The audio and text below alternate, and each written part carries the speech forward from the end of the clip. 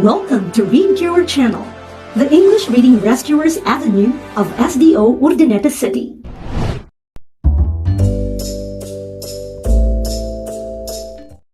Let us read the words. Kid, kid. Kit, kit. Kite, kite. Key, key. Now, we are going to practice more. Listen carefully. The following words have beginning consonant sounds. Let's identify each picture and read the words. G, goat. A, orange. K, cake. Circle. K, kite. Now, we can read the words.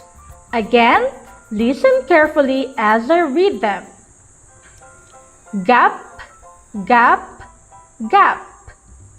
Gas, gas, gas. Dog, dog, dog. Knot, knot, knot. Cap, cap, cap. Can, can, can. Scent, scent, scent. Kid, kid, kid. Kit, kit, kit. Kite, kite, kite. Key, key, key. I hope you have learned a lot from this episode. Thank you for listening and staying with me. Again, I am Teacher Jenny, your reading rescuer for the day.